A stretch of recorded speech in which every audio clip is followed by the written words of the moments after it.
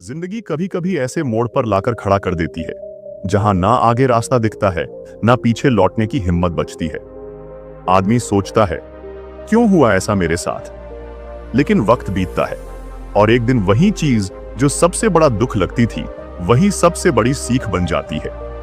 ये कहानी है एक ऐसे इंसान की जिसने सब कुछ खोकर ही सब कुछ पाया और आखिर में यही कहा, जो होता है सब अच्छे के लिए होता है।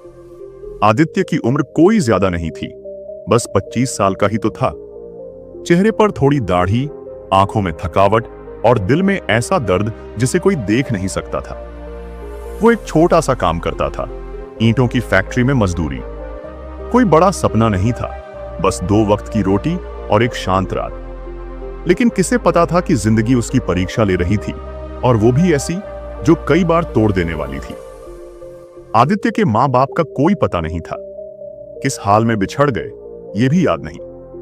किसी अनाथालय ने पाला था, फिर 12 साल की उम्र में ही वो वहां से निकल गया। वजह क्या थी ये कोई नहीं जानता था, पर उसके बाद की जिंदगी सिर्फ एक चीज में बीती, संघर्ष। कभी होटलों में बर्तन धोए, कभी ठेले में सामान बेचा। लोगों ने कई बार लताड़ा, कई बार मारने तक की नौबत आई, पर उसने कभी हार नहीं मानी। पर हां, वो अंदर से धीरे धीरे टूट रहा था। एक बार उसे एक ईंट भट्टे में काम मिल गया। वहीं उसकी जिंदगी का एक नया अध्याय शुरू हुआ। वहां एक और मजदूर था, रामू काका, उम्र में उससे कहीं बड़े मगर दिल से छोटे बच्चे जैसे। उन्होंने आदित्य को समझाया, बेटा, दुख कोई भी हो, वक्त बदलता जरूर है। जो होता है अच्छे के लिए ही होता है। आदित्य ने मुस्कुराकर सिर हिला दिया, मगर दिल में कुछ नहीं बदला। एक दिन की बात है, भट्टे में हादसा हो गया। एक दीवार गिर गई और आदित्य बाल बाल बचा, लेकिन उसके दोनों पैर बुरी तरह जख्मी हो गए। महीनों बिस्तर से नहीं उठ सका, खाने को कुछ नहीं, मदद करने वाला कोई नहीं। रामू काका भी गांव चले गए थे। जिंदगी फिर वहीं खड़ी हो गई जहां सब खत्म सा लगता था। पर इसी अंधेरे में एक नया उजाला हुआ। पास की झुग्गियों में एक बूढ़ा फोटोग्राफर रहता था, दयाराम जी। उन्होंने आदित्य की हालत देखी और उसे अपने पास बुला लिया। बोले, बेटा, तू क्या करता है? आदित्य ने कहा, अब तो कुछ नहीं कर सकता।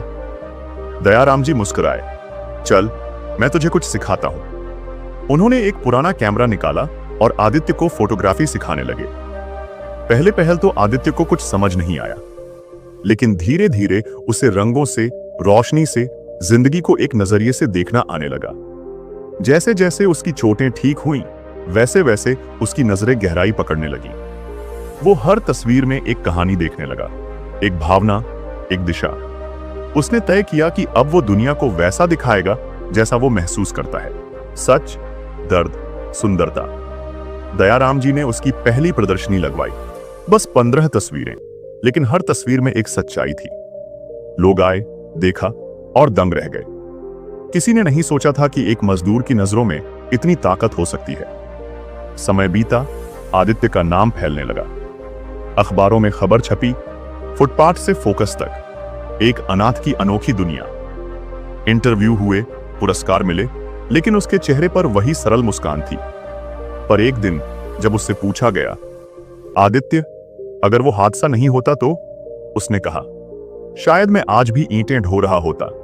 इसलिए आज मैं पूरे विश्वास से कहता हूं, जो होता है सब अच्छे के लिए होता है। जिंदगी में जो कुछ भी होता है, हर नुकसान, हर ठोकर, हर गलती, वो एक रास्ता खोलती है। उस वक्त लगता है कि सब बर्बाद हो गया, लेकिन वक्त के साथ समझ आता है कि वो ही मोड़ हमें हमारी मंजिल तक ले गया। अगर आदित्य का पैर ना टूटा होता तो शायद वो कभी फोटोग्राफी नहीं सीखता।